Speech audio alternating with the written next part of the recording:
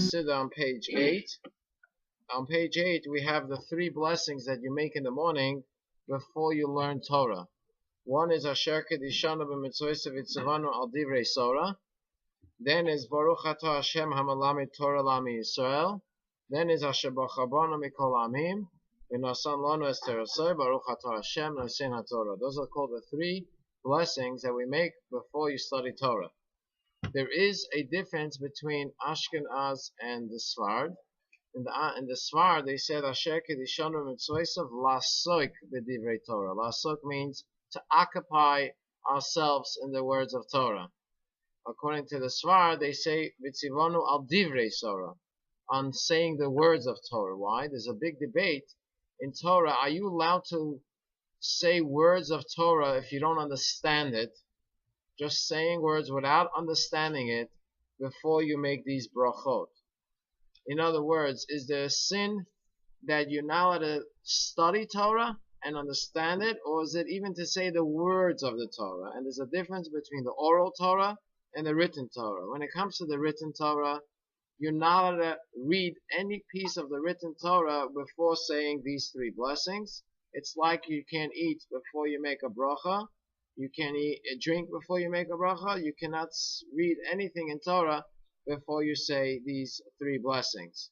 But if you want to say oral Torah, like I want to read Mishnah, I want to read Talmud, over there, if you don't understand what you're saying, you don't get the mitzvah of studying Torah at all. Because in oral Torah, the idea is not the words. The idea is to understand the content of what you're studying. So if you're going to read Mishnah or Talmud without understanding the Mishnah and the Talmud, it's not considered a study at all, and therefore you don't make the bracha if you don't know what you're saying. Some people say this applies also for Zohar, that if you read the Zohar, which most people read and don't understand the word they're saying, so you still get the mitzvah, but that's a separate discussion because the Zohar was written by Rab Shimon Bar Yochai, which was a translation according to the Parsha, because the whole Zohar is based on the Chumash, and it goes Parsha by Parsha, and explains each Parsha on the level of Sod. So Zohar is basically a Chumash in Sod. It's the Chumash, the written Torah, in the level of Sod, of Hatzilut. So some people say by reading Zohar, it's as like you're reading Chumash, similar concept. So even if you don't understand, you still get the mitzvah of studying Torah.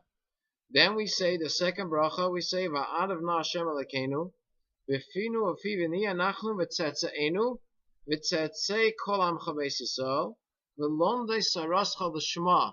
We should learn your Torah L'Shma. L'Shma means for the sake of Hashem, which means that a person normally could learn Torah. Either he wants to know what to do, he wants to know the halachas what to do, he wants to know what. Here we say L'Shma, I want to learn Torah just to connect to Hashem. There's no deeper connection that a Jew could have to Hashem than learning Torah. A mitzvah is like a hugging God. Learning Torah is like kissing God. Kissing is a deeper connection. So I want to learn L'Shma. I'm learning Talmud not because I have to understand the Talmud or because I need to learn Talmud. I'm learning Talmud because I want to kiss God. I want to be one with Hashem. So then the Torah says, Hamalamed Torah la'ami Yisrael. There's an interesting story of the Rebbe's father. The Rebbe's father, Rabbi Levi Yitzchak, got married to his wife Chana, which was the daughter of Rabbi Meir Shlomo Kanevsky, and he was the head rabbi. And he lived by his, with his father-in-law for the first few years after marriage. And he used to study. The Rebbe's father used to study 18 hours a day consecutively till 5 a.m. in the morning, went to sleep, and was already 8 o'clock by the Minyan Shachris there every day. For the first few years after marriage, was Pashat studying day by day the entire thing. It came to the point that not only he was able to say the entire Talmud word for word by heart, but he was able to say the whole Zohar like Ashrei. Like we say Ashrei, Yoshrei. He was able to read the whole Zohar word for word from cover to cover, front and back. That's how his study was so intense. An 18-hour day study, that's L'Shma. You're learning just to connect to God. What? To learn Zohar in such a high level of Talmud that you know word for word, inside out, what's the purpose of it? You'll know it either way. But he learned it in that level, so Hashem should help. We should get a little glimpse of that concept. Then the last thing we make, which is a very interesting thing, I read it in the Shulchan, in the explanation of this bracha. It says, "Asher bocha banu mikol ha'amim v'nasan lanu es Torasoi." God chose us of all the nations, and He gave us the Torah. And look what it says: Baruch to Hashem noisein haTorah. Noisein means He's giving it now. So there's an interesting question. Why does it say noisein now? It should be nasan, because God gave us the Torah 3,500 years ago at Mount Sinai. And the answer is that this bracha is for the Torah Shebal Peh, for the oral Torah. That means the written Torah we got at Har Sinai. But the Torah Shebal Peh, every day we bring out and we reveal new parts of Torah that was never revealed till now. That's being given now. So every day when we learn Torah and we make another, and we reveal another part of Torah, we reveal another aspect of Torah, and we bring out another concept of Torah, that's the Torah that's being given right now, the Torah Shebal Peh, the oral Torah.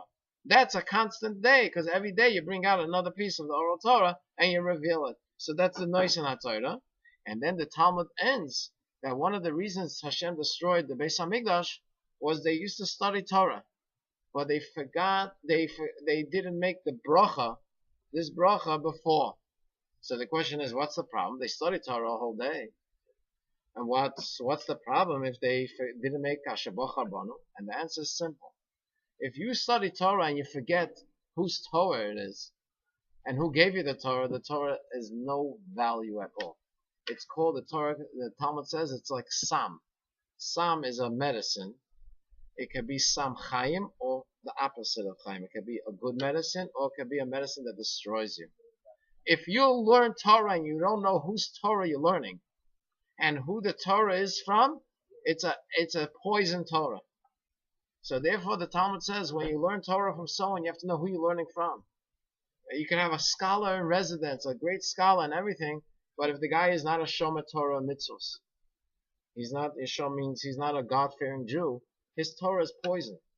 Everything you learn from him is like eating poison.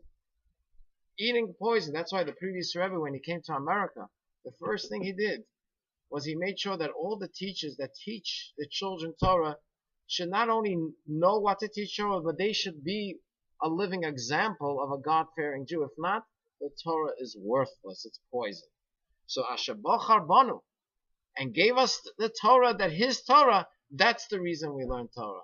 Not because it's a nice intellect, not because it's a nice subject, but it's God's Torah. That's the Chiddush of bochar banu. So Hashem should help. We should learn Torah day and night. We shouldn't have anything else to worry about. We should only worry about, as the Rebbe told David Mintz in the company, that when he should never have any worries. If he does have worries, he should worry about Torah, a subject in Torah, and then all the worries will be gone. In the meaning, he should learn something in Torah and have a worry of a subject in Torah that he doesn't understand, then he won't have to have any other worries in his life and company. So Hashem should help. We should only have worries in the study of Torah.